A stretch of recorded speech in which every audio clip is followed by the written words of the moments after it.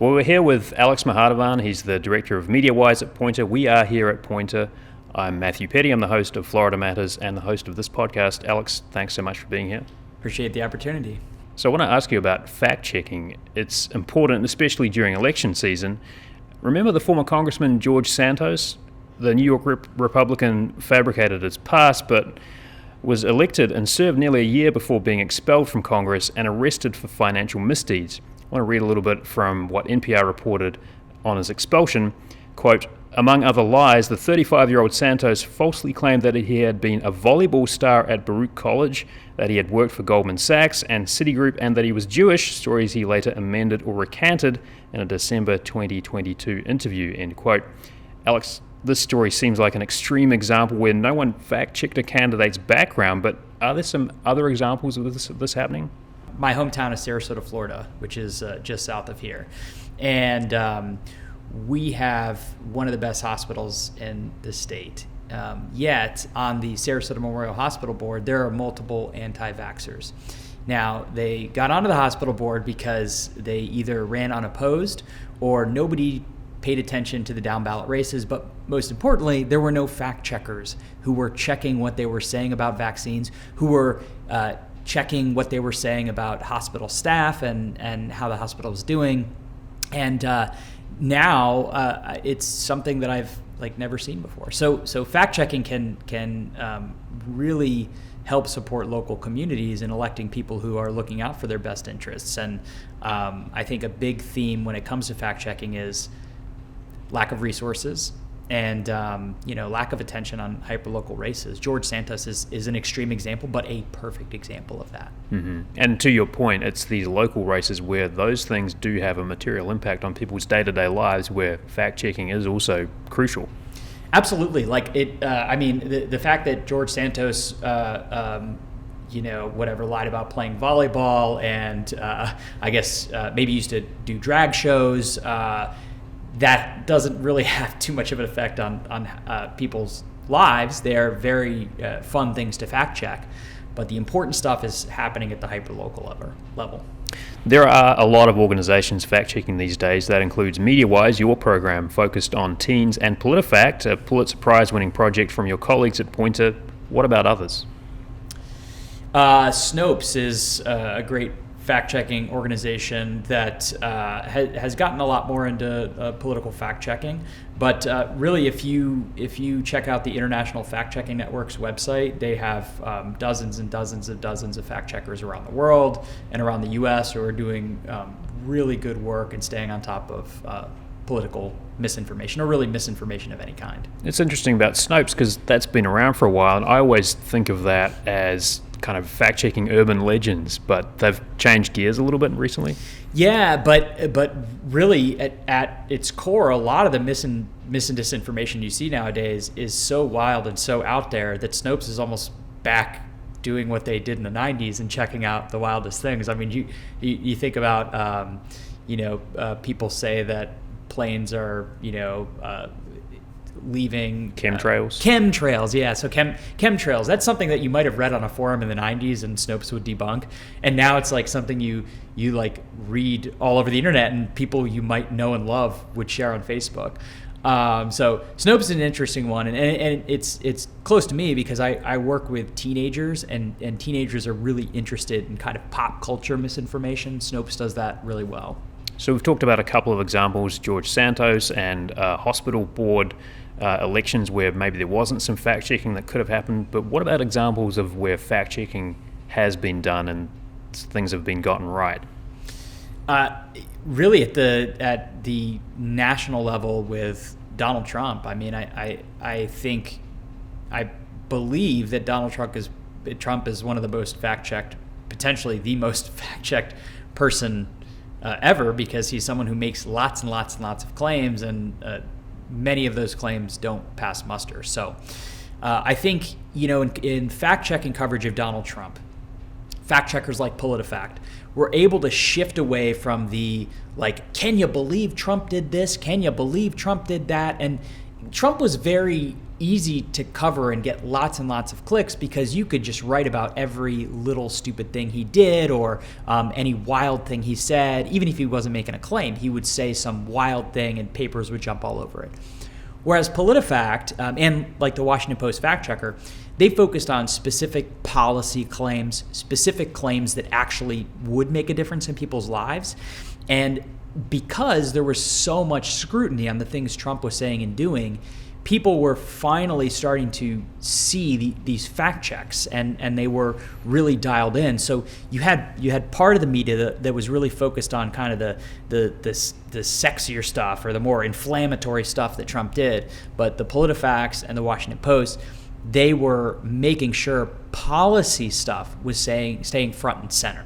So I think fact-checking really, really worked when it came to an administration like Donald Trump's, that it was really easy to lose sight of the policy stuff and focus on the culture war. And fact-checkers were able to center that. And I think it made the country a better place. Let me ask you about Mediawise then. Why was it created, and why are elections an issue for people who are even younger than 18?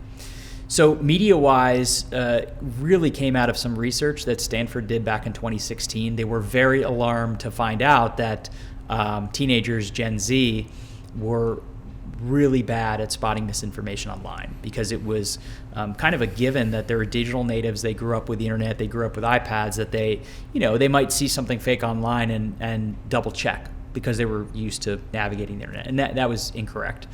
And so Stanford continued to do research and tried to basically distill how fact checkers navigate the internet into a few quick rules, a few quick techniques that people could employ. And so they came up with this big curriculum that could be put to use in schools. Mediawise came into the picture because we needed millions of people to learn these tools and techniques very quickly before the 2020 election, basically. So we started in 2018, and so through 2018 through 2020, we were creating all sorts of videos on Instagram originally, but YouTube, TikTok, and teaching people, 3 important questions to ask. Who's behind the information, what's the evidence, and what are other sources saying? That's one of the lessons that Stanford came up with. Lateral reading, how to open lots of tabs and do searches, reverse image searching. So we were always kind of the scaling partner in this, and trying to take the lessons they learned from fact checkers and get it into the hands of as many people as possible. Reach people where they were, too. What about people at the other end of the spectrum, like older voters? What kind of tools are out there to help them, and what's the kind of analysis of their fact-checking skills at a baseline level? Well, unfortunately, older adults are, really, really right there with Gen Z. Still struggle to separate fact from fiction online. But the difference is older adults are targeted more by scams and, misleading political ads, because they know older people have more disposable income and that they're much more civically minded. So they are a population that is in high demand for politicians and scammers. So compared to younger voters may be susceptible to misinformation, but there's not a lot they can do about it necessarily. Older voters, they are susceptible to misinformation and they can act on it. Exactly. So they are unfortunately targeted more, but Mediawise, we realized that in 2020 when the COVID-19 pandemic began, we realized this is a vulnerable population that's already being fed these videos on Facebook that are saying all you have to do is boil an orange peel and smell it and you'll be good with COVID. And then on the worst scale, anti-vaccination, misinformation as vaccines started to roll out. So we created online courses. We partnered with AARP to make sure that older adults could learn the exact same thing that we were teaching teenagers, and they could employ it too. So we teach them to navigate and the internet the same way that teenagers do. They might just be on a different platform like Facebook. How do you counteract misinformation that's spread through social media like TikTok or Facebook or Instagram? It's very difficult. So studies have shown that falsehoods spread a lot faster than debunks or fact checks. it is really a game of whack-a-mole for fact checkers and finding something, taking the time to check it out. So the best way to combat it is kind of a holistic approach. So fact checking and debunking, big pieces of misinformation, but doing what Mediawise does and media literacy. So teaching people how to fact check themselves. So that way, when they come across a piece of misinformation, it doesn't matter if it's been fact checked, they can fact check it on their own. It's the idea of inoculation and pre-bunking. So what we pre-bunking, yes. So instead of relying on debunking, we pre-bunk. So what we do at Mediawise is we show teenagers, or we show older adults, or we show Spanish speakers. This is a piece of misinformation about immigration or abortion or something that you might see. Here's why you might want to share it. Here are the manipulation techniques, and here's how we debunk it. And so that way, it kind of sticks in their head, it inoculates them against that misinformation, and then when they see it in the wild, they can debunk that on their own. And there is a lot of research that has shown that pre-bunking is very effective at changing people's behavior online. We've been speaking with Alex Mahadavan, Director of Mediawise at Poynter in St. Petersburg. Alex, thanks so much. Thank you. Our Changing State is a production of WUSF.